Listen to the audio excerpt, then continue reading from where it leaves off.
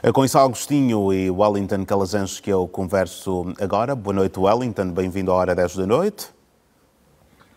Boa noite, Dorival Dolesso. Boa noite, Sal. E a você assistindo aqui ao Hora 10. É sempre bom estar aqui de volta. É sempre um prazer recebê-lo também. Vamos então começar por olhar para as notas que fazem atualidade internacional. Vamos começar por si, Wellington Calazans. Wellington, vamos olhar aqui para estas eleições em Espanha. Uma situação que leva-me aqui a perguntá-lo se essa não ascensão da extrema-direita não demonstrará uma tendência contrária ao que temos constatado nos últimos tempos. Dorivaldo, esse desenho de ascensão da direita e extrema-direita ao poder na Europa, ele decorre de uma série de fatores que estão dentro do alcance do senso comum, mas também numa linha mais, vamos chamar assim, elitista das sociedades. E eu vou tentar explicar aqui.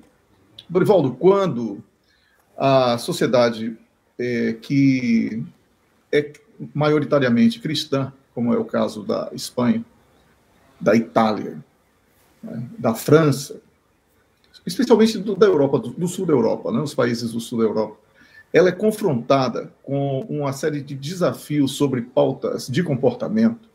A tendência das pessoas mais humildes é buscar o resgate do que é tradicional. E esses partidos de direita e extrema-direita, eles defendem esse tipo de agenda, uma agenda mais conservadora. Do lado da política e da economia, nós estamos aqui diante de desafios muito grandes que foram postos, especialmente com o conflito existente entre NATO e Rússia em solo ucraniano. E com isso, as dificuldades enfrentadas nas economias dos países, elas são alavancas para esses partidos que defendem uma causa mais fechada, o que chamam de ultranacionalismo, mas que eu considero que é uma tentativa de resgatar as soberanias dos países.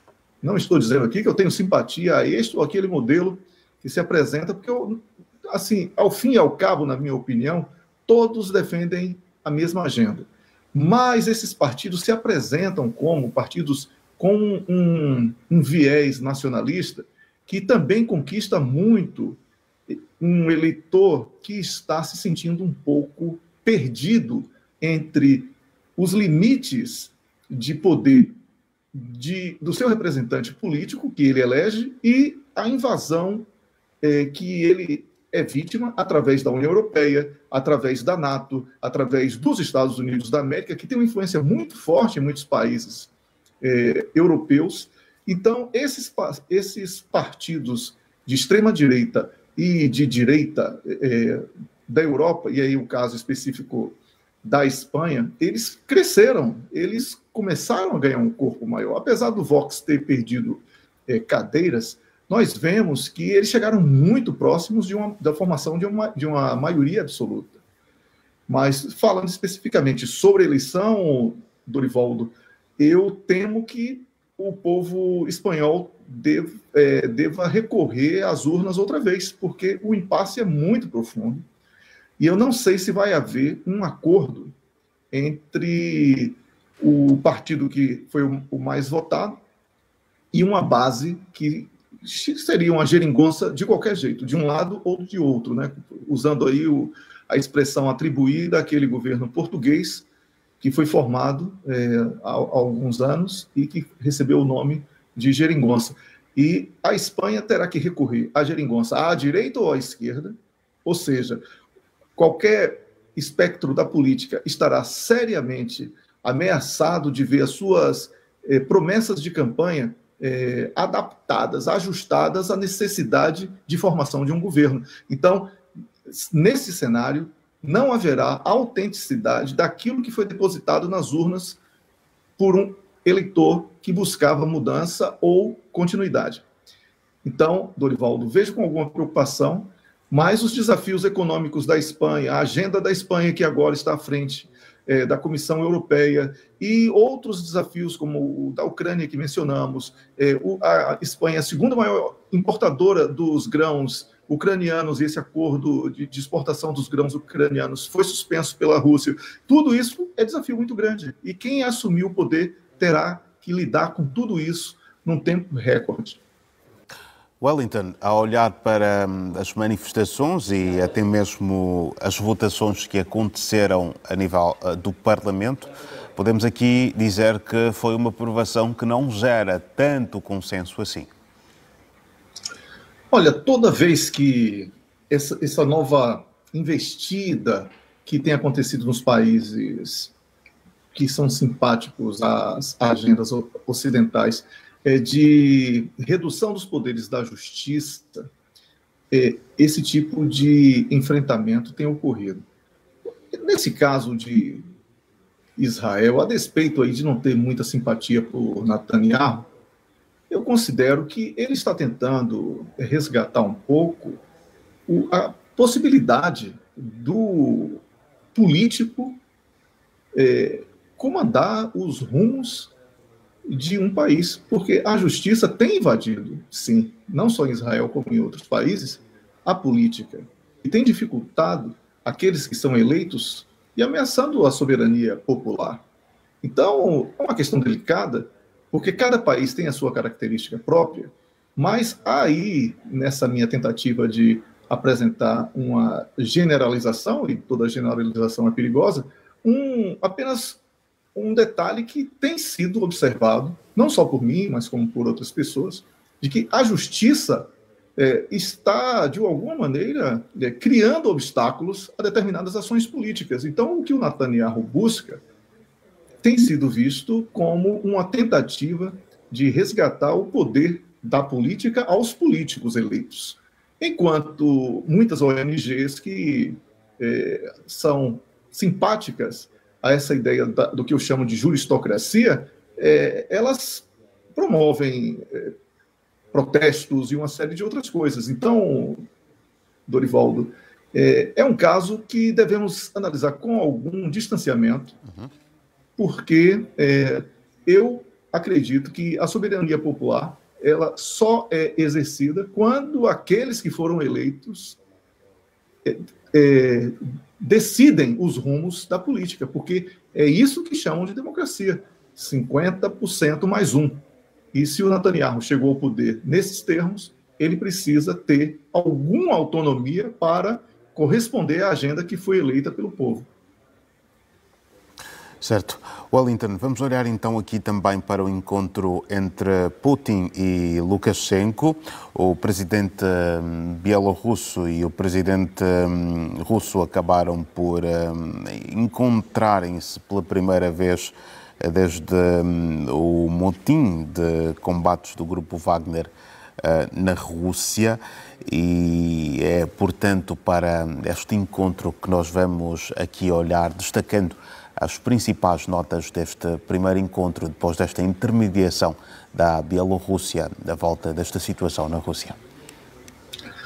Dorivaldo, esse encontro que foi em São Petersburgo, né, ele teve aí uma descrição por parte não só do Vladimir Putin, como também pelo Lukashenko, daquilo que as forças russas teriam feito, né, no campo de batalha num período de 24 horas. E realmente, depois de comprovadas, podemos ver que o número de baixas do lado ucraniano é um número assustador. Lukashenko, inclusive, citando os seus próprios dados, disse que as forças russas eliminaram 15 tanques Leopard de fabricação alemã e mais de 20 veículos de combate de infantaria Bradley, de fabricação norte-americana.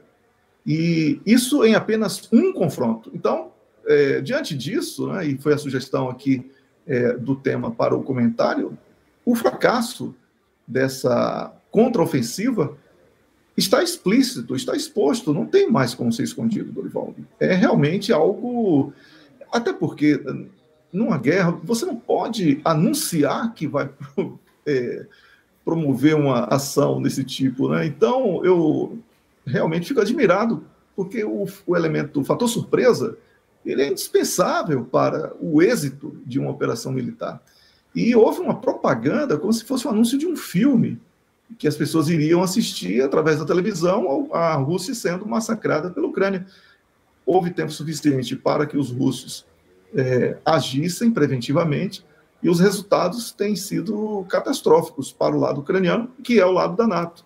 Então, levantamos aqui, mais uma vez, aquela minha teoria, né, de que essa guerra foi perdida no terceiro dia, quando a Ucrânia perdeu a capacidade de defesa aérea, e eu acredito que já seria um bom momento para que as partes, especialmente a parte derrotada, que é a Ucrânia, buscasse um diálogo em torno da paz, porque o sacrifício do povo ucraniano, ele já é inaceitável. E temos informações de que crianças ou adolescentes, né, com idade inferior a 18 anos, né, entre 15 e 17 anos de idade, já têm sido recrutadas, o que já é um absurdo, e também pessoas com idade superior a 60 anos de idade têm sido praticamente forçadas. E isso já revela também a dificuldade de recrutamento e a baixa naquilo que chamamos de camada com capacidade de produção, nesse caso seria capacidade de incorporar um exército. Então, eu vejo com muita preocupação tudo isso. Já temos também exemplos de mulheres em excesso sendo recrutadas para o exército ucraniano, e tudo isso é muito difícil de apenas narrarmos essa tragédia. Eu faço aqui, como defensor da paz, o meu alerta para que essa guerra comece a perder o sentido, que guerra não faz sentido algum mais, para o lado russo também, porque tem sido um massacre o que a Rússia tem promovido no campo de batalha. Certo. Wellington, alguns grupos de direitos humanos veem com desconfiança esta iniciativa de Meloni, mas de forma particular, como é que os vê? Primeiro, precisamos resgatar aqui que na história recente a Líbia foi destruída e a Itália também teve culpa. E isso significa que agora a promoção de paliativos nos países destruídos por sabotagens e guerras e invasões promovidas pelos ocidentais, em especial os países membros da NATO, no caso da Líbia em específico, tudo isso é a grande chave desse fluxo migratório. Dito isso, obviamente o problema existe, precisa ser encontrada uma solução. A Europa não iria resistir a um fluxo migratório de grande relevância nesse momento de dificuldade econômica e financeira vivida no continente como um todo, por causa de tudo que vimos aqui e temos comentado sobre a Ucrânia e a Rússia. Mas, Dorivaldo, eu gostaria de lembrar que em 2014, em abril de 2014, já havia uma preocupação, acho que você deve recordar, que existia uma ameaça de que 800 mil africanos pudessem invadir a Itália por causa da tensão existente ali, especialmente na Líbia. E isso promoveu todo um pânico naquela oportunidade. Agora, o que está acontecendo é que as dificuldades do pós-pandemia e agora essa nova situação em que o planeta vive uma instabilidade por causa de uma guerra no continente europeu, essa ameaça de imigração, ela volta a ser debate forte, e os países árabes foram convidados para que pudessem promover alguns programas que pudessem prender essas pessoas através de uma melhor qualidade de vida, oportunidades de emprego, em especial da juventude.